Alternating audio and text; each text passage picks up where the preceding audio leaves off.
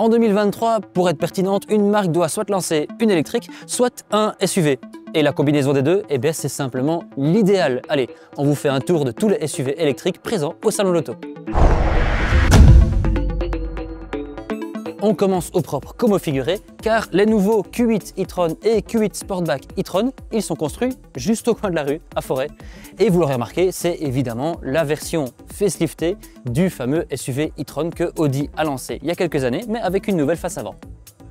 Mais c'est pas tout, parce que Audi a aussi revu les deux moteurs, enfin 3 dans le cas du SQ8, mais surtout la capacité de la batterie a augmenté pour augmenter l'autonomie jusqu'à 600 km.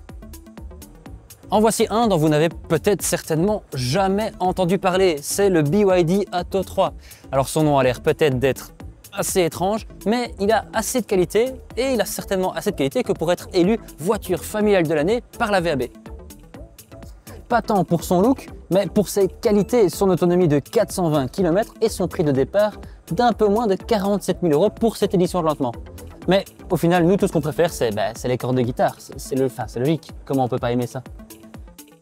On reste chez BYD avec le Tang, un véhicule beaucoup plus gros à cette place, mais surtout beaucoup plus cher vu qu'il coûte plus de 70 000 €. Bon, heureusement, il compense cela avec une grosse batterie de 86,4 kWh, plus de 500 chevaux et une autonomie de plus ou moins 400 km.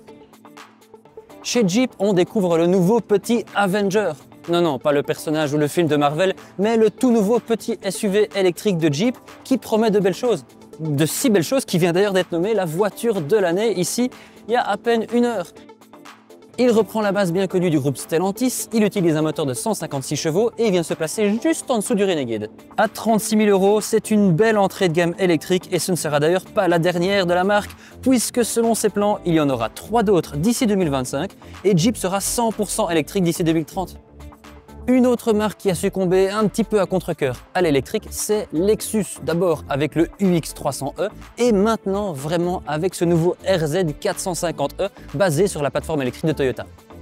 Le RZ450e, il a un style typique à Lexus. À l'extérieur, à l'intérieur, mais aussi sous la peau. Car bien que la batterie soit de 71,4 kWh, exactement la même que la Toyota, avec ses deux moteurs électriques, le 450e, il a jusqu'à 313 chevaux.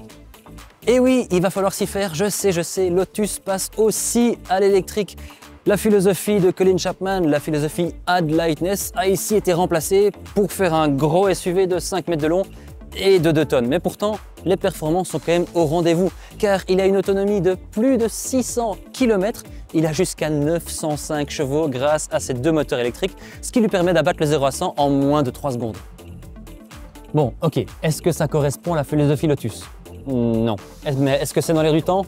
Eh bien oui, et franchement, si ça peut permettre de renflouer les caisses de la marque et de leur permettre de construire encore des sportives, nous on est tout pour. On vous parle des SUV électriques et on arrive avec un pick-up. Mais pourtant, il est quand même très important parce que ce nouveau Maxus T90 EV, c'est le premier pick-up 100% électrique d'Europe.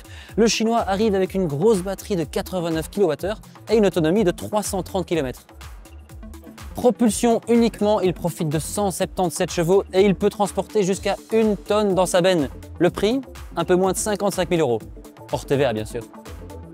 On reste en Chine, enfin, chut, les Suédois n'aiment pas trop qu'on dise ça, donc on reste en Suède avec le nouveau Polestar 3, le SUV de Polestar, le premier SUV de Polestar. Il partage sa plateforme 100% électrique avec le nouveau Volvo EX90, mais Polestar prend sa propre direction pour ce qui est du style. Côté taille, ce Polestar 3, il côtoie les Q8 e-tron et les BMW iX, et le Tesla Model X d'ailleurs aussi, mais pour seulement 90 000 €, il bat l'américaine. Pour ce prix-là, on a un gros pack de batterie de 111 kWh, 610 km d'autonomie et 482 chevaux ou même 510 chevaux avec le pack performance.